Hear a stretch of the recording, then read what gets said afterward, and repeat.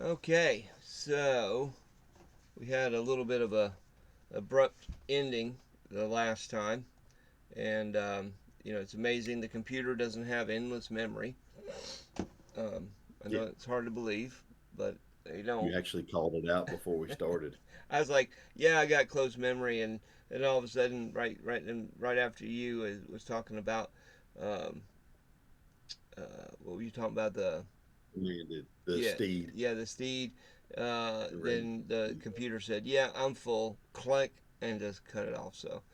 Um, so I want to, you know, I know we got different people that might be listening to this, so let's go through our introduction real quick, just to make sure we get it out there. This is intended to help prep you for teaching the strategy. Um, we're just going to go through the lesson conversationally, kind of give you a look behind the curtain, give you a deeper understanding of the lesson as much as possible, and to point out that every lesson has a theme, and each lesson ties together, but each one has a point that you want to try to get across. All right, and we'll go over that. Don't change the lesson. It's a pitfall.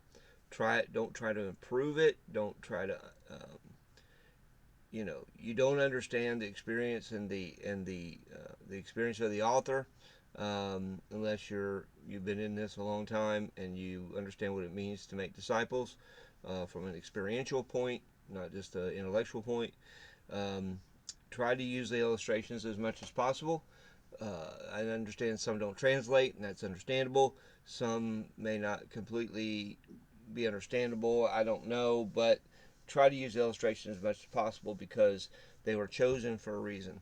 Um, until you can teach all 9 lessons and you're actively making disciples, then you can start tweaking the lesson, not changing the lesson, tweaking the lesson.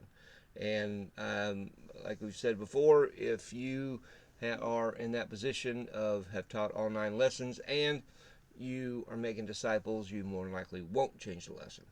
Um, these lessons fit together, so if you don't present them correctly, it can mess up the flow. So, if nothing else, for the benefit of your team, the benefit of what you're doing, stay with the program. Um, so, uh, if you're going to change it, you say you know more than the author. Pretty arrogant. Stick to the script. It's intended for crowd communication, not individual communication. That's why we say keep this like this, because in a conversation, if you say something wrong, you can correct it because they'll ask questions and you'll say, oh, no, that's not it. But in a crowd, you can't do that. So you got to present it in a way. Well, you might not be able to do that. Teach from a position of freedom. I've always been a big advocate of this, probably the last, I don't know, 20 years. You know, Yeah. I always say, I don't know what happens here. I don't know what happens in your fellowship. I don't know what happens in your country. Phrase it how you want to. But let me tell you what happens in my country and my fellowship. And usually they'll identify with it. If not, then great. But, you know, it comes from a position of, hey, I'm not trying to tell you what to do. I'm just telling you what happens to me. And if you want to take anything from that, that's great. So teach from a position of humility because it is a privilege to teach anyone. Um, and make what you do repeatable. Be mindful of technology. Some third world countries don't have it. So if you present it in such a way that they can't touch it, then they won't do it. So make it, you know, like we said, if you can draw it in the dirt with a stick, that's the lowest technology. So um, and you just reiterated before we got on here, review the lessons. It's very important um, to review. So if you're doing lesson 5, which is what we're on right now, then you should be able to at least in a 5 minutes. Nothing extravagant. You just want to hit the major point. Like vision, seeing things from God's point of view. And don't say it this fast either. So I'm just giving you. Someone's going to go. That's what he said to say. Da da da da da da. Seeing things from God's point of view. Great Commission are only marching orders. Disciple. What is a disciple? Or the definitions. Jesus is the one that gives the definition. We don't get to make the definition. And then the last one, which was the key that hangs the front door of church history, we call that's the emphasis of the focus on the one. So that's kind of the themes of the lessons up to this point. One thing I did the other day too, Bill, that I've never done before, because everybody that taught was still in there, Mm-hmm. is I had the last lesson. It wasn't lesson 9, but I had the last lesson of the day. Mm-hmm. So I went back through each person that taught, and I said, give me one high point in one statement. And Jason gave me 20 statements, which I would have as well. Um, but uh, but that was if you're in a good setting when one of these disciple making conferences is going on, even in another country. If the atmosphere is right, that is a good thing to do, because it catches the person that just taught or taught a couple hours before a little off guard. But you got to know your people. But that's a good. That was real good, because I listening to what the people that taught said, given a snapshot, was good, because Mm-hmm. all 5 of the people were spot on, That's that cool. that went back and that taught too. Yep. So the more, and that, I'm sure that helped them as well. In a lot of ways. But and the last thing, last but not least, do not have the book out. Um, if you are teaching, you can reference the book, you can talk about the book, but do not have the book out, because you don't. Nobody wants to be read to. I don't care what culture you're in. And it takes away credibility. Why am I talking to you? Just give me the book, Yeah. kind of deal. So don't have the book out. It's a it's a it's a error. So don't do it. All right. So after that, hey, we're getting better. Um, so after that, just to kind of recap what we missed on lesson 4, when we were talking, because we didn't really miss much. It was we're just going through the kind of people that Jesus uses in this process, and we talked about common, chosen, convinced, and we were talking about commanded, which would have been the Arabian steed example you were given, and then it got cut off, and then the last thing was talking about controlled men, and you know we one idea that I think it's kind of lost, because we um, we try to, a lot of times we do this stuff with in our own flesh, right? We try to, I'll just muster this up and I'll just get this done and I'll squirt it out because I'm straining so hard, and it ain't gonna it don't happen that way. It's definitely Holy Spirit communicated, Holy Spirit driven, um, and you're not going to do this in and of yourself. That's why the "Lo, I'm with you" and the Great Commission is so important, because it can't be, it is you, but it can't be you, which is kind of double talking. I'm not trying to double talk, but um, you And have how do you learn that? do it in the flesh. And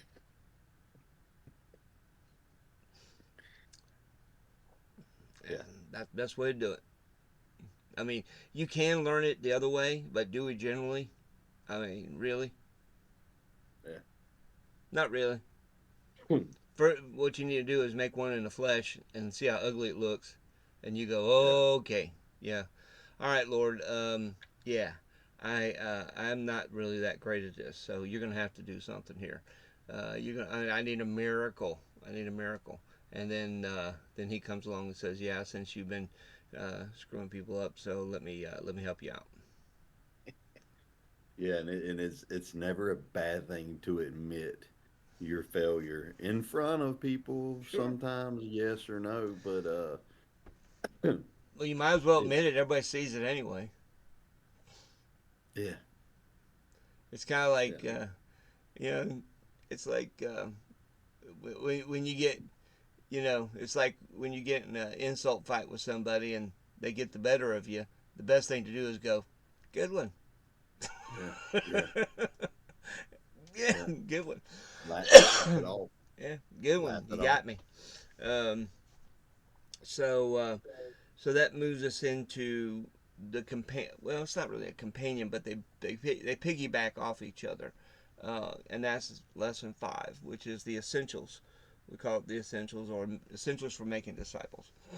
And we're still on the same subject technically, um, because now in essentials it's we're flashing back to you know we talked about the last one. We talked about Luke and Theophilus and the book of Acts. Then in this one, it's going to flash back to the first book, which is Luke, that he wrote to Theophilus.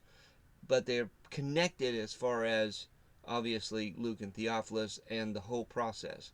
So that's why when you got to reduce the strategy due to time, this is one you can combine because you can meld 5 into 4 and start making the points of 5 as you're going through 4.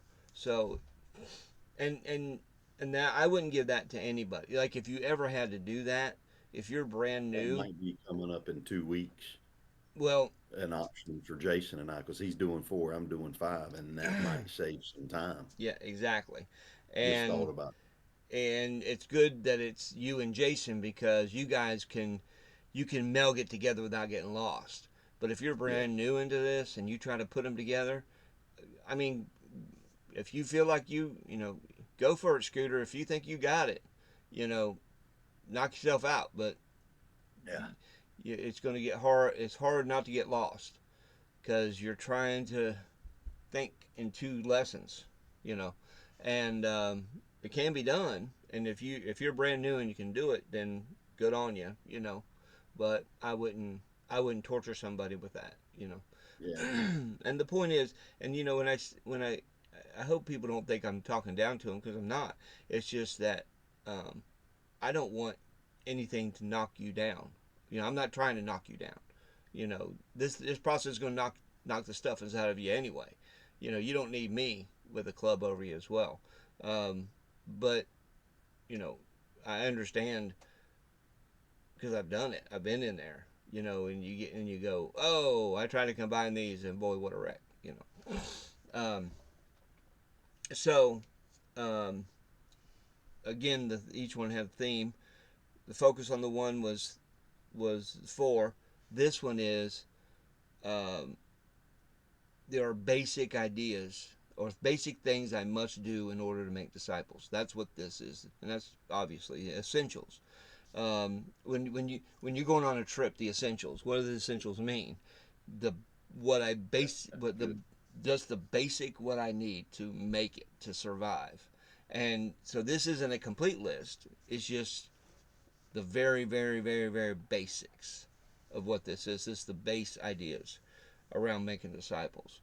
Um, and I usually hit. Another good Huh? thing. Go ahead. No, go. You usually hit what? I was gonna say I hit one in the of the 4 points. I hit 1 and 4 the hardest, uh, Yeah. because those 2 are the most important. What were you gonna say? And what I was gonna say was this came up in conversation Saturday. It was pointed out, but it was reiterated after five was taught.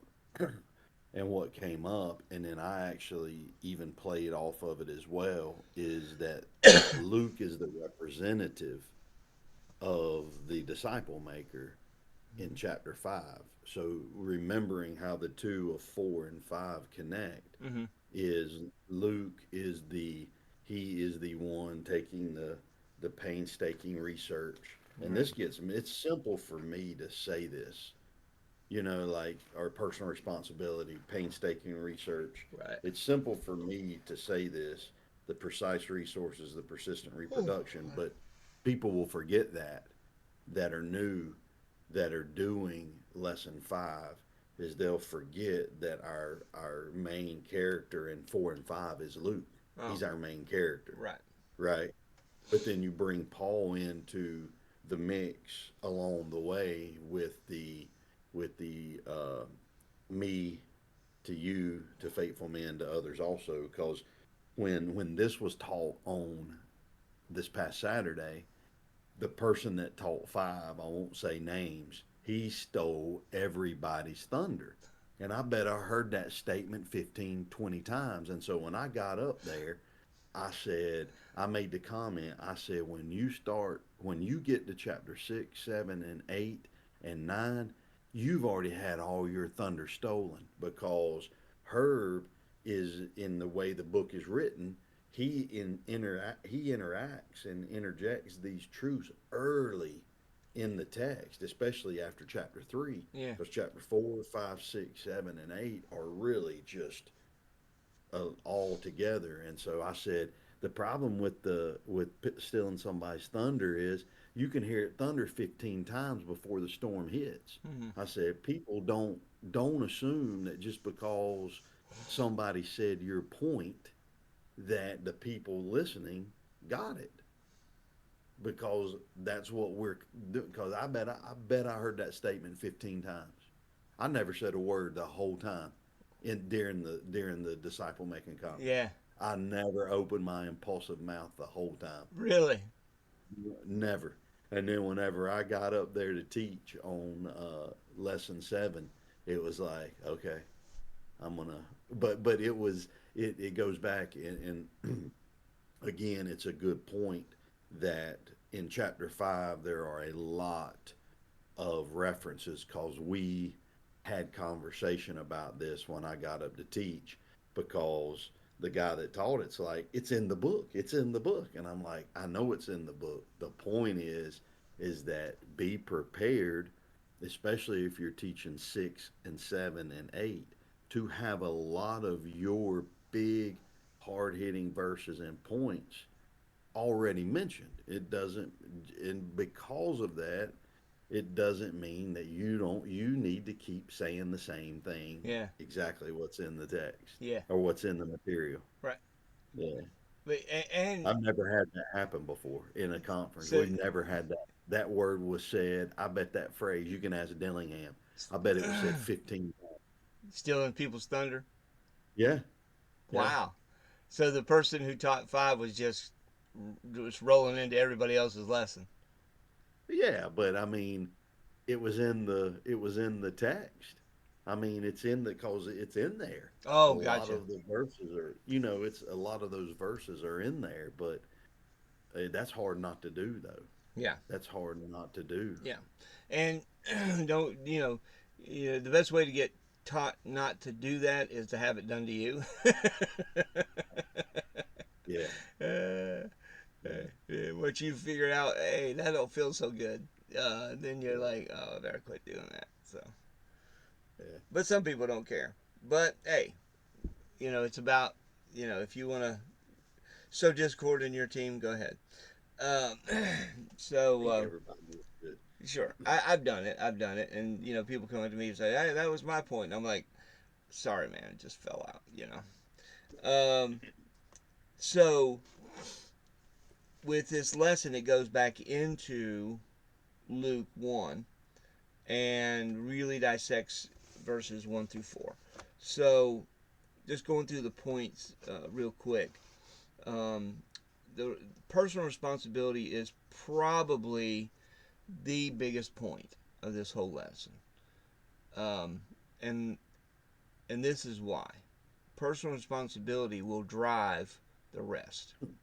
If you don't take personal responsibility, then it don't matter how much you study, how much you prepare, and I can guarantee you, if you don't take personal responsibility, then persistent reproduction will not be even on your radar. It Yeah. just won't. Um, Someone who feels personal responsibility will be much more successful than the most talented of us because they have taken it on as their own, and they will never. And a person who takes on personal responsibility will never stop, never Yeah. quit. Um, yeah. Okay, that's it. We'll quit right here. Well, and I think that's one of the things that's hit on. I don't know. Did we mention this? What? Maybe it was in last week's with Ford, but I I know I have a bunch of notes on personal responsibility. It goes into a lot of detail in the Hmm. book, Yeah. and some of the high points that Herb makes, and some of the things that I think kind of shout off of the page are a couple of the scriptures to use. And one of the scriptures is that John 15:16, and that's the you did not choose me, but I chose you and appointed Hmm. you to bear fruit. Yeah. So the connection to personal responsibility and reproduction becomes important based on that verse of scripture, Yeah. because the point of bearing fruit is that you're reproducing yourself as you bear fruit, Yeah. but the personal responsibility's got to be taken Right. first. Well, that's the word. That's where they you do that word to flesh, word to flesh, word to flesh. Yeah. I mean, Yep. Yep. and when you do that example, don't just blah blah blah blah blah blah blah and then move on. I mean, that camp out there. I mean, that's a big idea. It's Yeah. bigger. It seems. I don't know. Maybe I'm assuming that people think it looks innocent, but it's. I think we just look at it and go, yeah, well, yeah, okay, yeah, word to flesh, word to flesh, word to flesh. No, you got to understand everything that Jesus put was everything was put into Jesus by the Father. He put into his men, and it's following down. And now the Holy Spirit being in you is the same Holy Spirit that was present when Jesus was there. So you have the same Holy Spirit that he had. So it's a big deal. It's huge. And the Yeah. point does come to it is really up to you. And I, I, I think I make. I'm trying to think back when I teach this. Um, Maybe I did. I can't remember in the video. I need to go back. I need to start watching this before I start talking about it. Um, but You said that 2 weeks in a row now. I know, it's terrible. If I had any kind of diligence, I'd do something. But You had any kind of personal responsibility, you yeah, that's it. But I'm bumped. mess it with Um, but you have to look at yourself, and this is probably a good marker for success. You have to look at yourself as the only one that's ever going to do this. And not that you are, and we understand that you're not, but you have to look at yourself as the only one that's ever going to do this. Because that's exactly the way that was Jesus' mindset when he walked this planet. He was like, nobody else is going to do this but me. And if I don't do this, everybody dies. Yeah. So that's your personal, that's the depth and the weight of your personal responsibility. And Which that's what you were saying that years back to me, and I was like, I don't know if I felt that, like that was way back, yeah, 15 years, 20 years back, and you were saying that, and I'm like, "What? I don't know if I've ever felt that weight. Like, I don't know if I've ever felt that." yeah, But then when you started saying it, like you started saying that to me, and I think Dillingham was saying it as well. But then it was like, I can't. I mean, it's happened more than once right. to where it's like you, because Luke had to feel that to do what he did. Hmm. There is zero way. There is no hope. There would have been there. We would not have had this letter of Luke and Acts had Luke not felt a burden of responsibility. Yeah. And yet he just wrote it to one guy. Yeah. But when you started saying that, and it started to open, because I'm like, well, if I don't do it, Bill will pick up my slack. Yeah. If and I know that's the truth, but that's not how Jesus acted. Mm. Jesus didn't go along and say, well, I know if I check out in the Garden of Gethsemane, right, Peter's gonna take Yeah. them. The heck no. Yeah. So There wasn't a brother of Jesus in heaven waiting in the wings yeah, yeah, yeah, just in yeah. case he screwed up. And I think that makes a good point that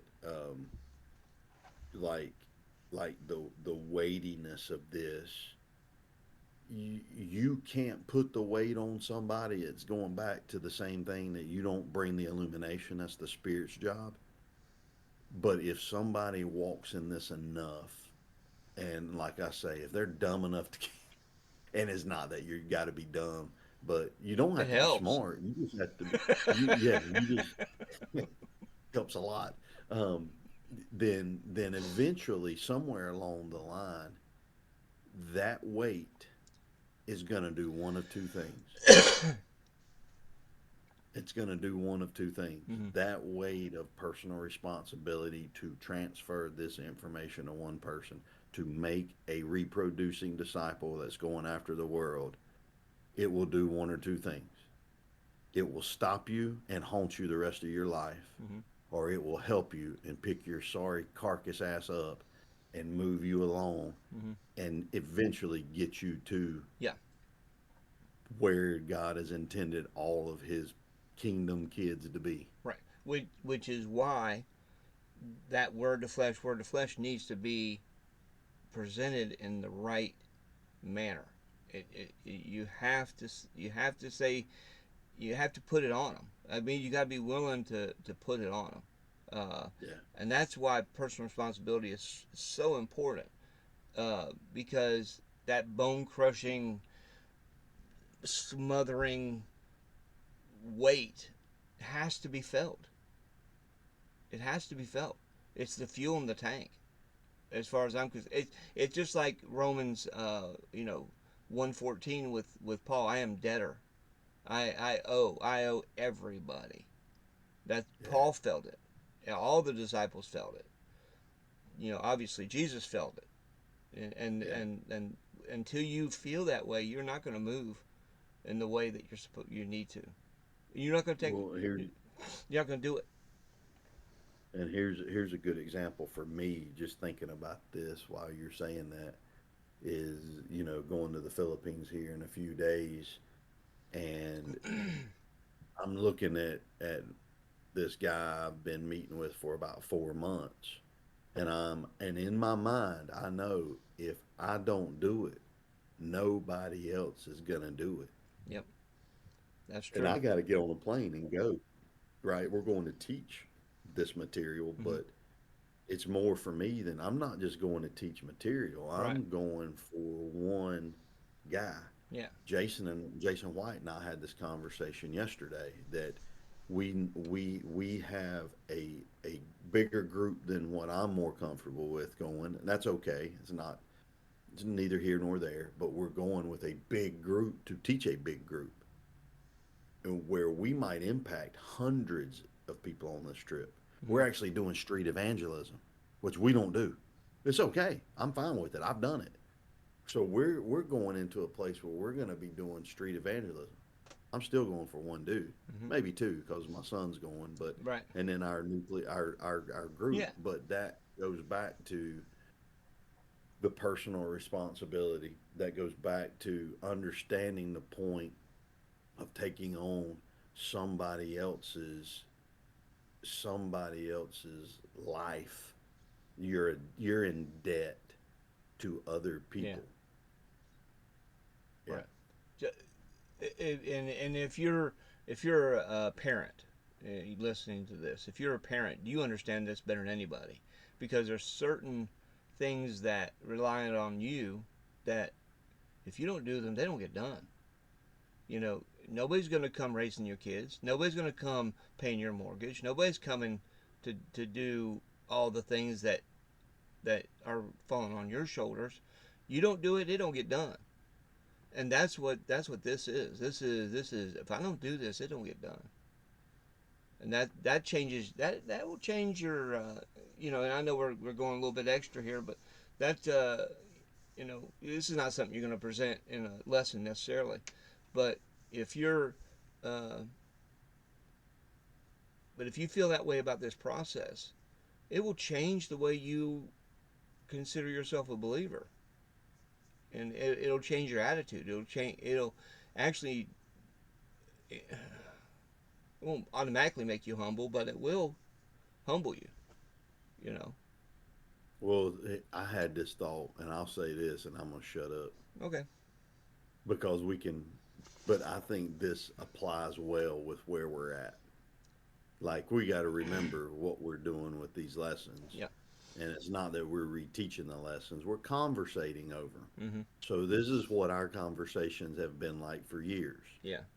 Like this is how we have conversated. I know you've conversated with other people like this. I have Mm-hmm. as well. But I was thinking about this earlier. Isn't it amazing?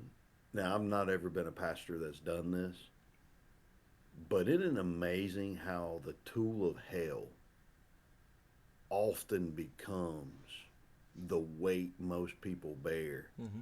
in their individual life, where a pastor is saying, well, if you don't do X, Y, and Z, you're going to hell. Mm-hmm. If you don't, and it's like they're always dangling hell over people. Right.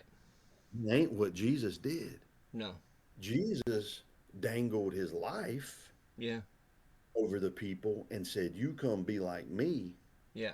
And the weight of that doesn't crush you with fear. The weight of that should intentionally crush you with, am I being like my rabbi? Mm-hmm. Which is a lot better question than, am I going to heaven or hell? And I ain't getting into the discussion about heaven and hell. The point is that that fear of hell, that tactic, does nothing but turn you inward. Mm-hmm. It's all it does. Right. Jesus' strategy cannot be about hell because it doesn't turn you inward. Jesus' Right. strategy turns you outward. Yeah. So it's that's a when you said that it's really a difference of coercion and invitation. You know, That's a great way to say it. coercion will never produce the life of Christ. Never, ever. Yeah. But to invite people into a life that's way beyond them, now that will transform somebody into something that looks a lot like what Jesus looked like. You mean we got to go after the world? Yeah, baby. You mean I might be convinced by God at some point in time or by the actions of others that I need to get my sorry tail in on a plane and go somewhere I never said I would go? Yeah, you know what? Sometimes it may include that, and if it does, fantastic. If it never does, it doesn't make a difference. Yeah. The going on a plane is not what tells me that you're doing this. What tells me that you're doing this is that you're reproducing other people that reproduce other people. That's what tells me you're doing it. So you can go on the plane as many times as you want to and never do this. But but I will tell you this: going on the plane will help a lot. It's like throwing gasoline on a fire. It helps a great deal, and Yeah. you're going to be hard pressed not to do it without going. But you can do it. It's just harder. Yeah. So personal responsibility, big point, obviously. 20 minutes later. Nah, we didn't go that far. Maybe. Um, Second one, painstaking research. Now this is um, something that everybody. Uh, I think this is one of the things that where maybe people don't. One thing before we move on. This is where you tie. This is where you tie this lesson to the previous lesson. Luke took personal responsibility to do the investigation for Theophilus. So you connect. See, you see how they already connects to one to the other. Okay, I missed that. Painstaking research. This is where Luke researched heavily for Theophilus. And if you don't research this strategy out yourself and just take it as, you just trust people, that's fine. Thank you. Thank you for the confidence. But you need to research. You need to know this is true, not because I said it, Herb Hodges said it, Derek Jones said it, Jason Dillingham said it. That's not it. It's I looked at the scripture and this matches. Yes, this is it. So you need to do your own research. You need your own investigation and investigate the scriptures for the process of making disciples. So investigation. Okay, and this is where you get into Luke a lot with the understanding, investigated, being ministers of the word. That is a huge, man, I tell you, that is one of the best nuggets you'll ever find. When Galley slave. Yeah, man, when you say I'm a minister, oh my gosh, how many people who call themselves ministers by our vocabulary today would never be treated like that? What? You making me want to throw up. Keep going. Move past. Move past. Quick. Not shooting at you, I've been that man. Been that man. but being an under rower, man. I mean, man, you hear people's voices in your head all the time, and it's not because I'm schizophrenic. It's just that I hear the echoes of those that have invested in my life, and I hear everybody says they want to be treated, they want to be a servant of God until they're treated like one. Then they take offense. So, what is a slave? I mean, what does an under rower do? They are never the people who got to their destination don't go down to the galley and shake the hands of each rower. Yeah, Yeah. no.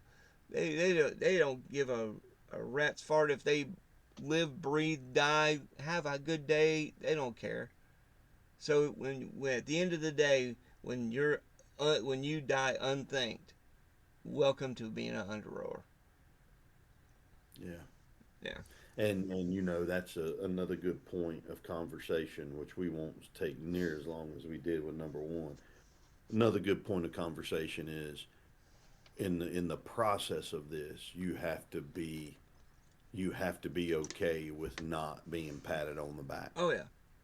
You have to be okay with not getting attaboys, because this again is not about you. Right.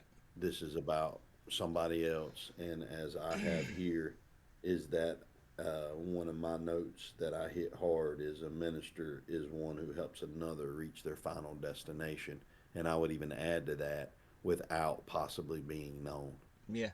Yeah. The minister, Yeah. without, and that's what you're saying. And Right.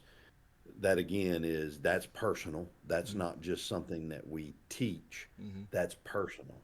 Right. Like, that is a personal feeling you and I both have felt. Anybody that's been in this long enough has felt Right. the has felt that. It's like, where's my credit? And we have to be okay with who we are. Mm-hmm. Right. We have to be okay with where we are, and we have to realize that even if somebody does come in and pat us on the back, that doesn't mean that they're a disciple. That Right. doesn't mean that they're a disciple maker. Mm.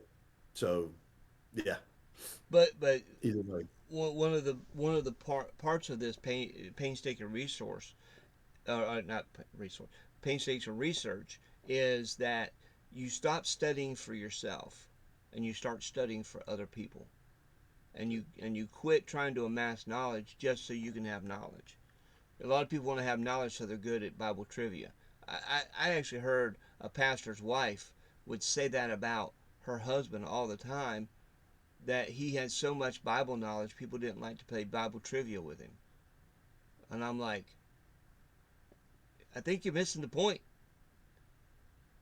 It's not about winning stupid games. Yeah. I mean, it is about winning a game, but it's not about that. That's always stuck Yeah. in my mind. I'm like, good gosh, is that what you're learning for? Just so you can posture above people and tell people how great you are and have, oh, that sounds really worthwhile, you know.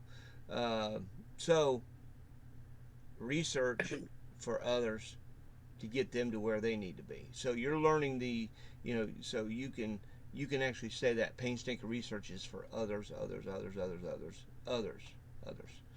Can you I've done that and sometimes teaching it I'll just go others, others, others, others. It's about others and just keep going and go. Do you get the point yet? It's not about you.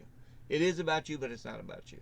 But you take personal and then this is just a suggestion. Whenever I'm teaching, a lot of times I don't know if I did. Again, I don't know if I did in the video, but I'll hit the points again. Again, painstaking research. And then when I go into precise resources, when I get done with the precise resource, I'll go, remember, personal responsibility, and then I'll hit the points before I hit the next point. Point number one. Point number two. Yeah, well, and that was and again we'll say this and move on, but um, the Bible actually changes. This is where the person that taught this made this statement, and and I made the statement. It's been translated from you, from maybe even Herb, but the Bible remains like Oh this yeah, as we feed on it for us. But the moment that we begin to do the actions like Luke did for Theophilus, where we take personal responsibility and painstaking research to do this for somebody else, it's like God just yeah, yeah, opens it and just he gives. He is a gracious and giving God, but it is contingent. His generosity is in his truth is contingent on what we choose to do with it. yeah. Your intention, if you are intending to make disciples, it's like a key that unlocks a door. It Yeah. unlocks the truth, and you start seeing it everywhere, right? But as long as you're trying to find devotions, you're trying to make yourself better, you're trying to build a group or whatever, then the Bible Or just, even yeah, the Bible shuts its door and goes, nope, I will not yield, I will not give, yeah. because that's not the context in which it was written. Um, so do your painstaking research, and this is probably the one that threw me the most early on in making disciples is precise resources. Because man, when I thought precise resources, I was thinking, man, encyclopedias and you know, dotting your I's, crossing your T's, being so stinking organized, and I'm not that guy. I'm organized enough. You know, that's always been I think my lifestyle is I'm organized enough. Um, does that sound Yeah. bad? It sounds bad. You probably like a lot of other people. Okay, yeah, organized enough, which is good Yeah. because if I was a highly, Better not being organized at all. you know, it's good. It's I guess it's good because at least people look at me and go, well, shoot, if if he's doing it that way, I can do that. Hopefully that's the way it's coming across. Um, but the precise resource, Luke set things in order. And that's what he says in that for that Luke 1 passages. He set things in order, and that's all you have to do. And you can look. Precise resources does not mean that it is I do the same thing every time. Well, that's not life. Life doesn't happen like that. Life doesn't happen the same thing every time. And the people who want things to happen every single time like that usually are hard to deal with, hard to live with, because they're mean. They're because they get so upset about things not being exactly like it was before. because life's not like that. But precise resource just means just like this right here is precise resource. What we're doing right here, this is a precise resource. We're creating a precise resource, right? We're giving something, So precise resources are just ways of organizing the information, um, and it's got to be more than just in your head. It's got to be able to be written down. It's got to be organized enough to where you can remember it, and so that's precise resources. Um, there's like, uh, you know, we said don't overwhelm people with technology. Okay, well, because you're trying to give them the ability to collect their own precise resources, which is what you're trying to give them, right? So the fact that you take personal responsibility drives you to painstaking resources, which drives you to uh, precise resources, um, and which is what Christ did, right? So, Well, uh, and I would even say that for me, I'm a I'm a I have OCD, but about certain things.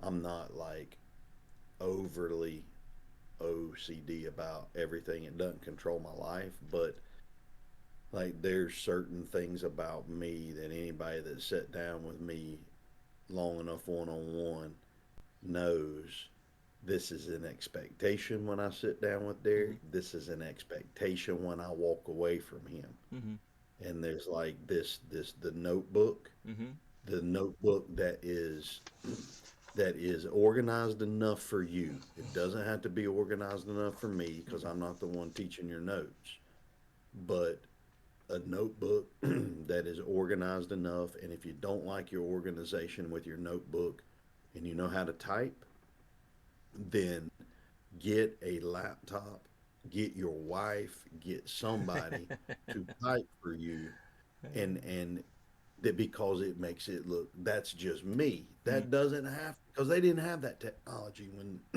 these disciples were teaching. We have to No, realize that yeah, we have a technology overload yeah, to where we should be saying, why am I not a little better at this? Because we have apps that I because I'm a pastor and a weekly speaker in this institutional thing, I have a flipping database full of information. I have zero, I mean zero um, grace that God's given me when it comes to precise resources. He because I have got what I like. Nobody's gonna ever look. If I ever run out of information, here's the point. If I run out of information, it's because this brain's done stopped clicking, or somehow I've been taken away from my technology. Right, and right. even if you take all my technology away, guess what? Way back in the day, I got about 10 or 12 notebooks stacked this high with all kinds of written material. Yeah, yeah, And and I know you have as many yeah, as oh I my have. gosh, we're swimming in information. That's not the Yeah, problem. that's And if you have a pencil and paper, you have more technology than the disciples had at the time, right. That's right. because they didn't have readily available pencil and paper. That's why the repetition, the oral memory, the oral teaching and everything else, that was just the way they did it. So, but they had to have it organized at least in their head so they can repeat it. Okay, that's precise resources. You got to be able to compile. So, and going back to lesson one, proper information plus spiritual illumination equals vision. I can do nothing about I can do nothing about the spiritual illumination. I can't influence it whatsoever other than being walking, talking, being in the spirit. That's the only thing I can do that would help. But the only thing I really have control over is the information. Proper information. Organized, precise resources information. So It's key. It's important. So remember, we're talking about the essentials, bare bones. These 4 ideas, right? So personal responsibility, painstaking research, precise resources, and the next and the probably the second most important point would be the persistent reproduction. And I've always said it like this: if you do 1 and 4, if you do personal responsibility and persistent reproduction, it will produce the middle ones because you'll have to have them to get it done. You won't get it done any other way. So Yeah. those 2 are most important because they will produce the middle 2. If you just do the middle 2, it's not necessarily going to produce the other ones. That's right. Because you could just love research and you could just love being organized. Knock yourself out. You're not Yeah. going to produce the other 2. But I'm dabbled in. I mean, I've been that guy. mm, I was that guy. oh yeah, I was that guy early on. I think that's a trap of a an organized speaker. I mm, think it can be a trap for an organized speaker because you want, again, you're focused on you and your presentation, and that, again, that is, I think that's a big point. 2 and 3 alone will not make a disciple, no, but 1 and 3, like you said, I mean 1 and 4, the personal responsibility and the persistent reproduction will make a disciple, and it will make you have the 2 and 3. yep, Yeah. it will make you produce it. Yes. Yes. Um, the and I know that this is something that I have done, and it's not in the book, I don't believe, but I put the John 19:30 and the John 17:4 in this lesson. It's Okay, actually in there. This it is one of the stolen thunders that we talked about. it's in the book. I think it is because it was referenced. It was one of the conversations we had Saturday. Okay, because I I think I stole this part because it made more sense to put it here. But again, this is a tweak. Well, Uh, the person might be referring back to the fact they watched your video and didn't read the book. So that could be oh, I that I could be guarantee it. it. I guarantee it. Okay. Okay. Yeah, I'll take your word for it. yeah. I will take your word Well, for it. because the reason I say that because I when the first one of the times I did this, uh, I put it there, and the person I can't remember what other. I think it's in. It might be in 7 where it's actually supposed to be. 6. Is it It's 6? 7. It's 7. It's Yeah, 7. it's supposed to be in Because 7. that was what I thought. Yeah. It was supposed to be in 7, but I stole it and put it here because it made a lot of sense. Because you want successors, uh, Yeah. the And and the reproduction. and the reproduction, so it made more sense. And I had somebody say, "Hey, that was in my lesson." I'm like, well, sorry." um, Yeah. so if I if I was going to give anybody a pass, it would be on this. Um, but if somebody calls you out on it, just understand you're wrong. Yeah. Um, so no success without successors. You have to look through the person. As this is one of the the things that you keep again we keep referencing back. Luke took personal responsibility. He did research. He got resources, and he was looking through Theophilus to the rest of the world. So you have to be this is where the persistent reproduction, you have to look at every person that you're investing in as a person that's going to impact the world without you. This is that persistent reproduction. We don't do this with our children. When we expect them to reproduce, we don't go with them on their most people don't go with them on their honeymoon into the bridal suite to make sure they're doing everything correctly. We don't. We just don't do that. Yeah. It's Yeah. pretty sick, really. Well, we do it in Christianity all the time. Well, we don't. I'm not sure they can do it right. Well, I don't know if they. They won't say it like I say it. Yeah, well, yeah, got it. But you need, if they're trying to reproduce what you're telling them, and they can't do it without you, you didn't actually transfer anything. Yeah. If you don't trust them, then you didn't do a good job. Then you didn't do what you should have done.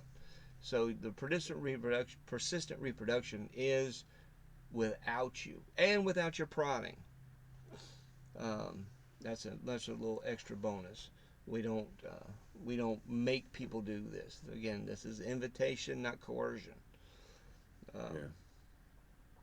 So that's pretty much the law. And so if you're teaching this, I would suggest that you refer back to the lesson that was just taught. Make them, go back. You know, you see this, persistent. See this. See, you're drawing back on the lesson. And the person who did a great job, if they did a great job, they set you up for a spike. Okay. But if they did a bad job, this gives you a chance to clean up whatever they did. So you can say, "Hey, look, this is this. See Luke. Okay, you don't even have to say the other person didn't do such a good job. Uh, don't get away from that trap. Just say it, and if the person didn't do a good job and knows it, it'll be like a dagger every time you make a good point. But if they didn't do a good job and are oblivious to it, it won't matter anyway. They're not listening to you anyhow. So Yeah.